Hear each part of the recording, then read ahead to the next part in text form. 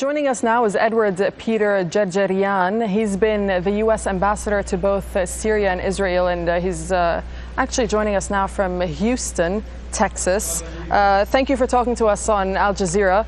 We just heard the leader there, Muammar Gaddafi, giving a short statement, basically saying that he's still in Tripoli. So what do you make of him appearing on Libyan state TV just to make that short statement?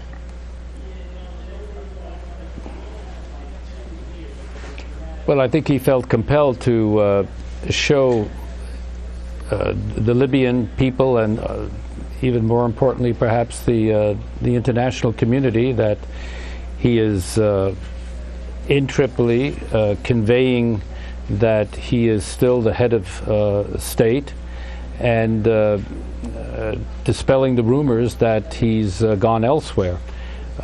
This serves his purposes to show that he's still in charge, despite the fact that he delegated the most important statement that's been made on the events to his son, Saif al-Islam. Ambassador Djerejian, talk us through the thinking of the U.S. government at this point. We only heard from Secretary of State Hillary Clinton. That was around a couple of hours ago.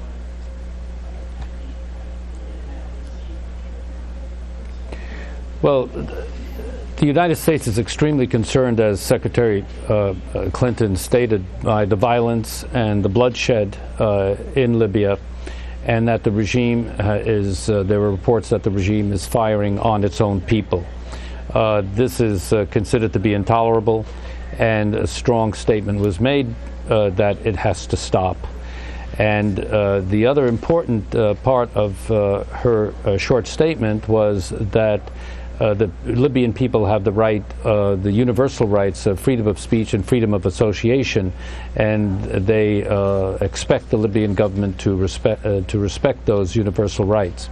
The third aspect of her statement, which I think is important and in line with your reporting now on the United Nations Security Council, is that the United States is reaching out urgently to the international community and its allies and to the UN to coordinate an international response to the crisis in Libya.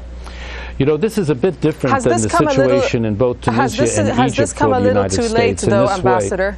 Ambassador, if I can ask you, has this come a little too late? I mean, Monday evening in Libya, we saw the violence escalate right around the country, the military using Air Force and military helicopters on protesters. Why didn't we hear a statement before from the United States?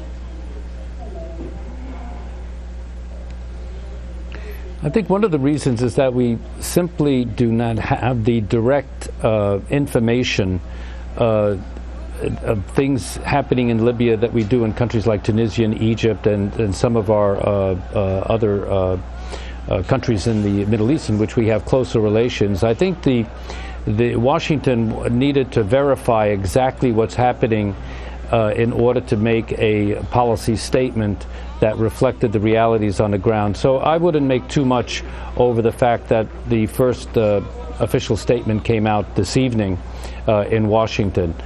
But what I wanted to say also, which is important, is that we, the United States government, simply do not have the contacts, the relationships with Libyan government officials and the Libyan military that we did certainly in Egypt.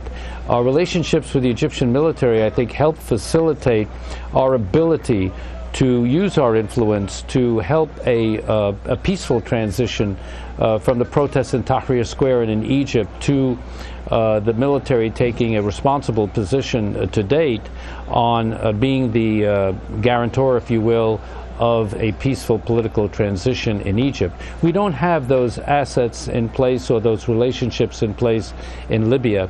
So that makes the United States' ability to react less than it has been in other countries in the Arab world. Looking at the region as a whole, Ambassador Djerejian, is the U.S. now, or should the U.S. now be looking forward to a very different Middle East? Oh, absolutely. What started in Tunisia and then spread rapidly than I think anyone could anticipate or predict to Egypt, it has been, in my view, a tectonic shift in the political landscape of the Middle East. The Middle East simply is not going to be the same. It's going to be different country by country. One must not overgeneralize